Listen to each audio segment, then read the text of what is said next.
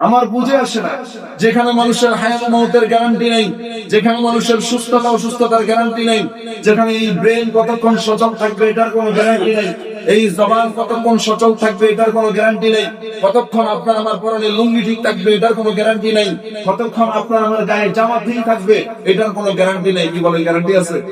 Guarantee আছে? আপনার আমার চাইতে অনেক হাইফাই ইংরেজি শিক্ষিত রাস্তায় মাথায় লুঙ্গি নিয়ে ঘুরে, মাথায় লুঙ্গি নিয়ে ঘুরে। আপনার আমার চাইতে অনেক হাই ফাই সুন্দর মানুষ ও ডাস্টবিনের খাবার খায়, ব্রেন সচল না থাকার কারণে। আপনার আমার চাইতে অনেক হাই ফাই মানুষ এই জবান দিয়ে কথা বলতে পারে না। আপনার আমার চাইতে অনেক হাই ফাই মানুষ পঙ্গু হয়ে বিছানায় পড়ে আছে। আপনার আমার চাইতে অনেক হাই ফাই মানুষ সকালবেলায় সুস্থ ছিল, বিকালবেলায় ইন্তেকাল খবর আসে। আপনার আমার চাইতে অনেক হাই ফাই মানুষ সকালবেলায় আপনার আমার সাথে আড্ডায় ছিল, বিকালবেলায় হাসপাতালের বিছানায় শোয়া। কি বলেন, হয় না? হয় না? তো কাজেই দুনিয়ার কোন নিয়ামতের কোনো গ্যারান্টি নেই। এরপরেও আমার বুঝে আসে না এই সমস্ত ক্ষণস্থায়ী নিয়ামত নিয়ে মানুষ অহংকারিতা করে করে কিভাবে, যেখানে সুস্থতার কোনো গ্যারান্টি নেই, হায়াত মওতের গ্যারান্টি নেই, কোনো কিছুর গ্যারান্টি নেই, নিশ্চয়তা নেই, এরপরেও মানুষ অহংকারিতে ব্যস্ত। কত অহংকার, কত অহংকার!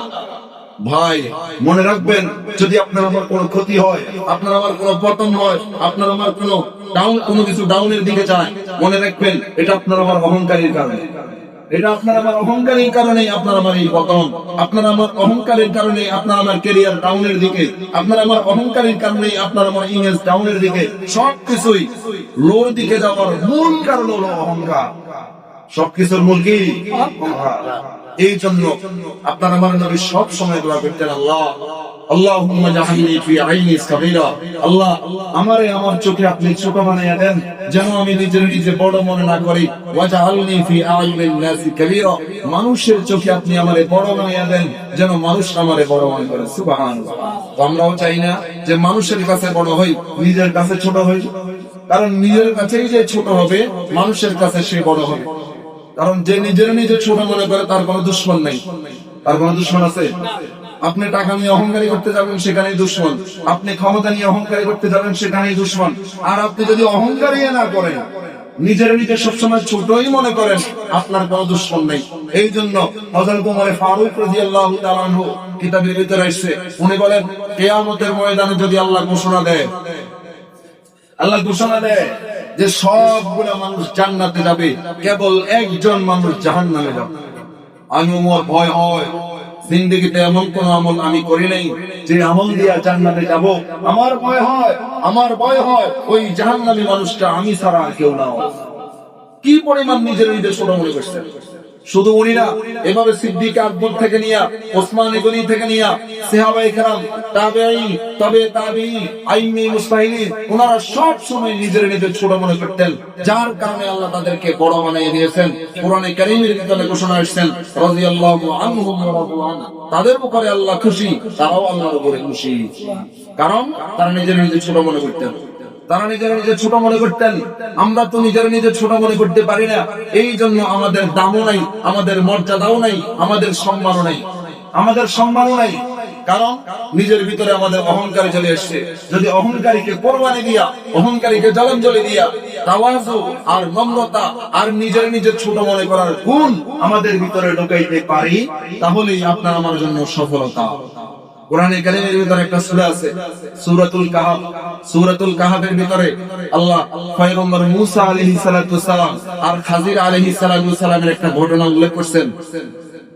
বিস্তারিত বলার সময় এই সার কথা হলো পয়েন্ট, যেটা মূল পয়েন্ট এটা বলতেছি। পয়গম্বর মূসা আলাইহিস সালাতু সালাম বক্তৃতা করছিলেন। এক যুবক পয়গম্বর মূসাকে প্রশ্ন করছে, বক্তৃতা থামান, আগে বলেন যুগের সবচেয়ে বড় জ্ঞানী কে? কি প্রশ্ন করছেন? এই যুগের সবচাইতে বড় জ্ঞানী কে? বলেন তো দেখি, মূসা নবীর যুগের সবচাইতে বড় জ্ঞানী কে? কথা বলেন না রে ভাই। মূসা নবীর যুগের সবচাইতে বড় জ্ঞানী কে? মূসা আলাইহিস সালাতু ওয়াসসালাম। কারণ যুগের নবীর চাইতে জ্ঞানী আর কেউ না, নবীর চাইতে আর জ্ঞানী কেউ নাই। তো মূসা আলাইহিস সালাতু ওয়াসসালাম বলছেন আমি। কারণ যেহেতু আমি নবী, তো কাজে বলেন তো মূসা নবীর উত্তরটা কি সঠিক ছিল না ব্যাঠিক ছিল? কথা বলেন না, সঠিক ছিল না ব্যাঠিক ছিল? সঠিক ছিল। মুসা আলাইহিস সালাম যদিও নাকি সঠিক উত্তর দিয়েছেন, কিন্তু উনি আনার বলার মাধ্যমে এই আনাটা আল্লাহর কাছে পছন্দ হয় নাই, আল্লাহর কাছে পছন্দনীয় ছিল যদি উনি বলতেন আল্লাহু আ'লামু, আল্লাহই যে ভালো জানেন কে সবচেয়ে বড় জ্ঞান। এই জন্য আল্লাহ মুসা আলাইহিস সালামকে হযরত খাদির আলাইহিস সালামের কাছে শিক্ষা নেওয়ার জন্য পাঠাইছেন। বিস্তারিত ঘটনা আমরা কমবেশ সবাই জানি। তো যাই হোক, আমার বলার উদ্দেশ্য ছিল একজন নবী যুগের শ্রেষ্ঠ জ্ঞানী হওয়ার পরেও আনা বলার কারণে এই আনাটা আল্লাহ পছন্দ করেন নাই। আল্লাহর কাছে পছন্দনীয় হইতো যদি মুসা বলতেন যে আল্লাহই ভালো জানে কে সবচেয়ে বড় জ্ঞানী। তার তুলনায় আমরা কি? তার তুলনায় আমরা কি? আমাদেরকে যদি প্রশ্ন করা হয়, দুইজন শিল্পীকে প্রশ্ন করা হয়, বড় শিল্পীকে, আমরা বলবো আমি শেখ রাম সালাম। দুইজন বক্তারে যদি প্রশ্ন করা হয়, বড় বক্তাকে, আমি বলবো আমি বড় বক্তা, সে কিসের বক্তা। দুইজন টিচারকে যদি প্রশ্ন করা হয় কোন টিচার বড়, আমি বলবো আমি সেরা টিচার, সে কিসের টিচার। দুইজন ডাক্তারের যদি প্রশ্ন করা হয় বড় ডাক্তার কিসের, ভুল ভাল ওষুধ প্রেসক্রিপশন সহ কি করবে, সব ভুল, আপনার সুচিকিৎসা হয় নাই, ভুল চিকিৎসা। আর তার কাছে গেলে বলে সে পাগল, সে কি পাগল।